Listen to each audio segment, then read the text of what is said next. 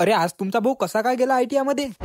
तर भावांनो सकाळी उठून निघालो अकोला जायसाठी. काऊन की भावांनो आपला पेपर होता सेमिस्टरचा. तुम्हाला तर मालूमच आहे आपला पहिला पेपर झालता त्याचा ब्लॉग आपण अकाउंटवर टाकेला आहे. तर हा दुसरा पेपरचा आहे. डायरेक्ट RDG कॉलेजमध्ये आलो आपण. कॉलेजमध्ये आल्याबरोबर सगळ्यात पहिले रूम नंबर आणि रोल नंबर चेक केला. रूम नंबर आणि रोल नंबर काही दिशे नाही. मग डायरेक्ट सर जवळ गेलो. सरले विचारलं रूम कुठे आहे आमची. सर म्हणत खाली आहे चला माझ्यासोबत. मग डायरेक्ट सरनं आपल्या रूम लोक सोडून दिलं. खतरनाक पैकी पेन आणि पेपर पॅड घेऊन एंट्री मारली तुमच्या भावानं रूम मध्ये. मग एक नंबर असा पेपर लिहून डायरेक्ट बाहेर चाललो आलो. बाहेर आल्यावर मग सगळ्यात पहिले पण्याला फोन लावून बोलावलं आपल्या कॉलेज जवळ. मग तिथून डायरेक्ट आपण आलो पण्याच्या ITI जवळ. पण्याला ITI लोक पैदलच बोलावलं. काऊन की पण्याचं वजन कमी झालं पाहिजे म्हणून. आपणच आपल्या मित्राची काळजी नाही करणार तर कोण करणार. मग पण्याला ITI लोक पैदल बोलवून डायरेक्ट आपण त्याच्यासोबत घुसलो ITI मध्ये. आपल्याला काही ITI येत नाही तरी पण घुसलो बाबा. तिथं पोट्टे सोबत जरासं बसलो. तेवढ्या सर्व पोरं म्हणतात की आता जेवण करू आपण. मग डायरेक्ट जेवण करायला आलो. जेवण झाल्यावर काय करा म्हटलं. तेवढ्यात पण्या म्हणते की आज आपलं काही लेक्चर पण नाही. मग डायरेक्ट पण्याच्या क्लासमध्ये येऊन तिथं बसलो थोड्या वेळ. तेवढ्यात मग सुमिताचा मला फोन आला. आणि सुमिता मला म्हणते की चाल माझ्यासोबत माझ्या क्लासले. मग डायरेक्ट त्याच्यासोबत आपण त्याच्या क्लासला आलो. आपलं तर असं झालं की याच्यासोबत चाल आणि त्याच्यासोबत चाल म्हणजे आपल्या कॉलेजला जाणं बंदच आहे आपलं. पण जाऊ दे आपले मित्रच आहेत. मग